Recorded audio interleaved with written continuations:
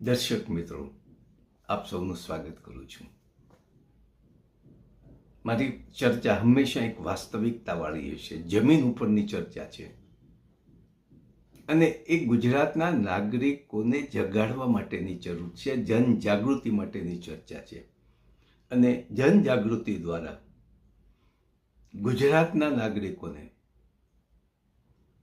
રાજકીય પક્ષોની ગુલામીમાંથી મુક્ત કરવા છે અને જનતાની સરકાર સ્થાપવી છે, ખેડૂતોની સરકાર સ્થાપવી છે, નોકરિયાતોની સરકાર સ્થાપવી છે, મધ્યમ વર્ગની સરકાર સ્થાપવી છે. અને એના માટેના મારા તમામ વિડીયો હોય છે અને એ પણ વાસ્તવિકતાવાળા હોય છે. આજે એવી એક ચર્ચા કરું છું કે આપણા રાજકીય પક્ષો, પછી ભાજપ હોય, કોંગ્રેસ હોય, આમ આદમી પાર્ટી હોય, તૃણમૂલ કોંગ્રેસ હોય. તૃણમૂલ કોંગ્રેસ તો આપણી સુધી આવી નથી. ગુજરાતમાં 3 પક્ષોની જ એન્ટ્રી છે: ભાજપ, કોંગ્રેસ અને આમ આદમી પાર્ટી. આ રાજકીય પક્ષો કોનું ભલું કરશે, કોના માટે કામ કરશે?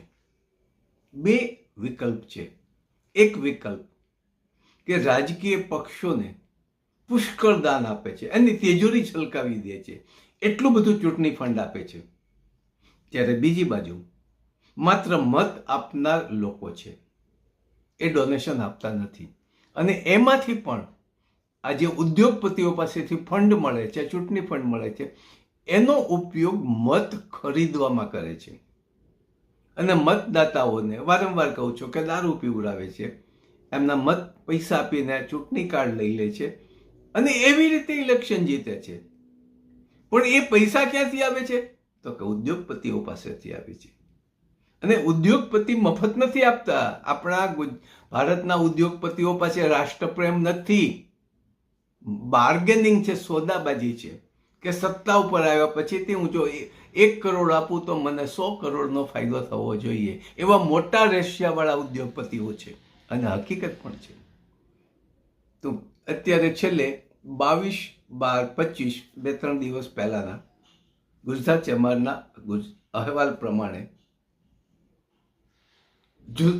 વિવિધ ઉદ્યોગપતિઓએ કુલ 3,811 કરોડનું દાન રાજકીય પક્ષોને આપ્યું છે.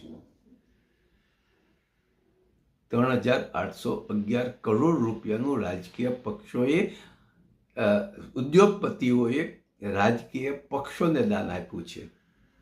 અને એમાંથી મોટા ભાગનું દાન